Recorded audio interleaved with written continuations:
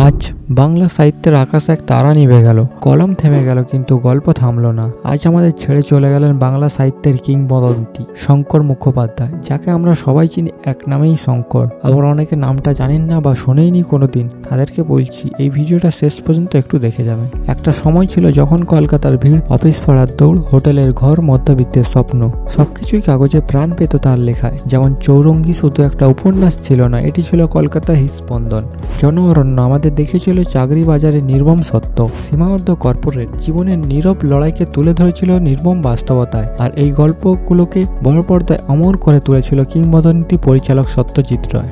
শঙ্কর মানে শুধু লেখক নয়, তিনি ছিলেন শহরে ভাষ্যকার, কলকাতার অলিগলি, অফিস পাড়ার ব্যর্থ প্রেম, উচ্চাকাঙ্ক্ষা। আজ 90-এর বেশি বয়সে তিনি শেষ নিঃশ্বাস ত্যাগ করলেন। শরীর হার মানল, কিন্তু শব্দ হার মানেনি। আজ হয়তো তিনি নেই, কিন্তু যখন কেউ চৌরঙ্গি খুলবে, যখন জন অরণ্য পড়বে, বুকটা ভারী হবে। যখন সীমাবদ্ধ কর্পোরেট বাস্তবতা মনে পড়বে, আমরা আবার তাকে নতুন করে খুঁজে পাবো। কারণ মহান লেখকেরা মারা যান না, তারা বইয়ের প্রত্যেক পাতায় পাতায় বেঁচে থাকেন।